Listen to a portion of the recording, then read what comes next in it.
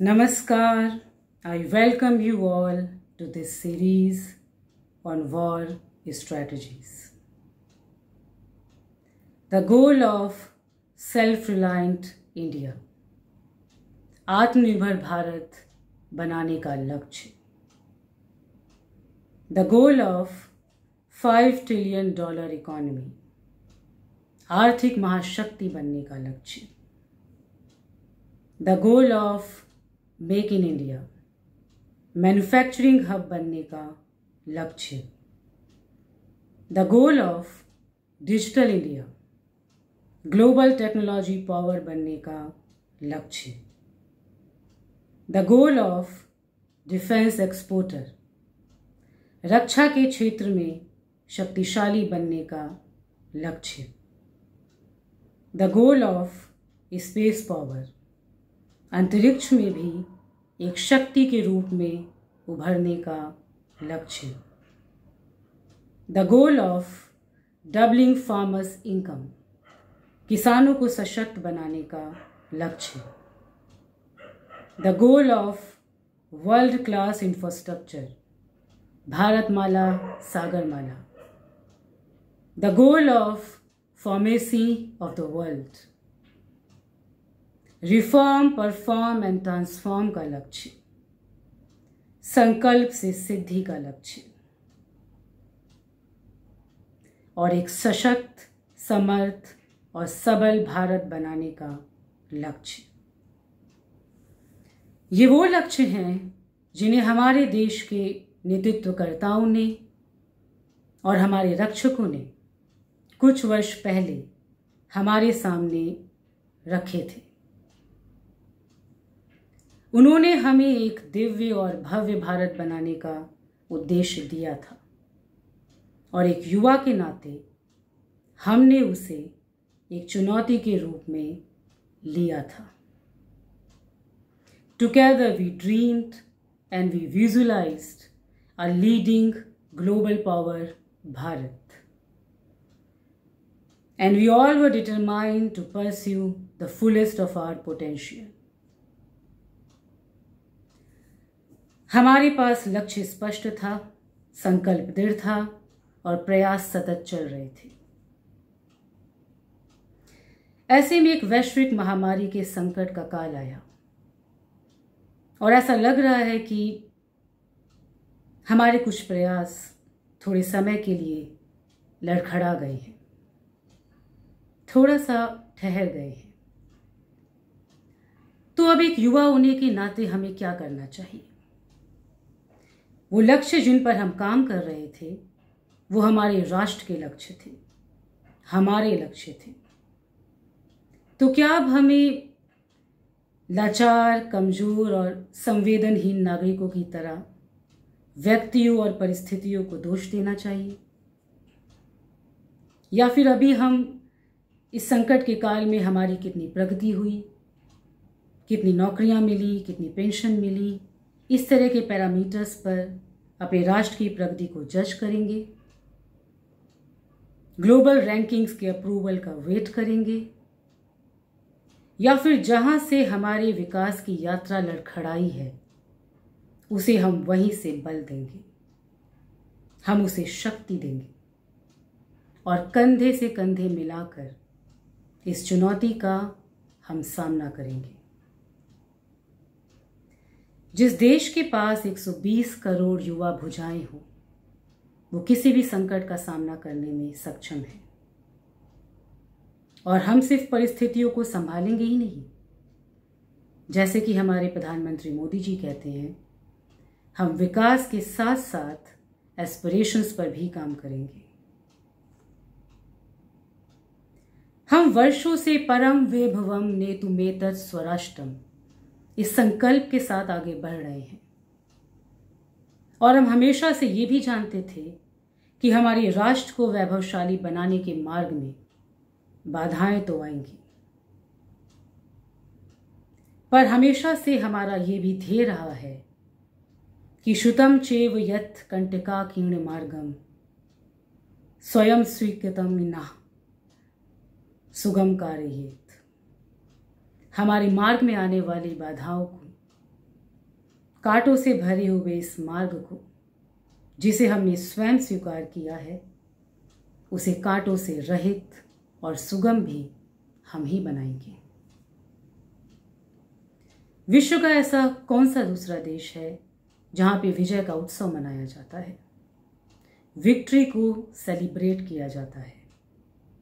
हम प्रतिवर्ष विजयदशमी का उत्सव मनाते हैं। आज हम 65 करोड़ युवा शक्ति है। ये सच है कि हम में से कुछ को बाहर के प्रोडक्ट्स, बाहर के प्लेटफॉर्म्स के थ्रू नॉइज क्रिएट करने के लिए सेलेक्ट किया गया है, हायर किया गया है। The noise that we hear on these platforms, it has many forms and many magnetic forms too. हम ये कह सकते हैं कि ये माया और महामाया का रूप है। इनमें धर्म, जाति, क्षेत्रवाद और राजनीति के अनेकों रंग हैं और इनमें आकर्षण शक्ति तो जबरदस्त है जो हमें अपनी ओर खींचती है कि हम रोज इन्हीं के बनाए हुए ट्रेंड्स में एंगेज रहें, इन्हीं के बनाए हुए ट्रेंड्स को काउंटर करें, इन्हीं में अपनी सारी क्रिएटिव एबिलिटीज़ का यूज़ करें और इन्हीं ट्रेंड्स के ऊपर और नीचे होने को अपनी सफलता मानें। पर आज हमें स्वयं से ये प्रश्न करना है कि हमारी, भारत के युवाओं की, भारत के नागरिकों की आखिर विश्व में पहचान क्या है? हमारी कोई नॉइस क्रिएटर की आइडेंटिटी नहीं है। विश्व का प्रत्येक राष्ट्र ये जानता है कि भारत का हर एक नागरिक कंस्ट्रक्टिव है एंड बेस्ट परफॉर्मर है। We have an identity of a performer, not the noise creator. अब बात आती है कि कोरोना के इस काल में हमारे समक्ष जो चुनौतियां आई हैं, क्या उनमें सिर्फ परफॉर्मर होना ही पर्याप्त है? नहीं, अब हमें इनमें कुछ और बातों को जोड़ना होगा। Now we will have to add the qualitative edge, गुणात्मक बढ़त। अब हम अपनी गुणात्मक बढ़त के लिए आगे बढ़ेंगे।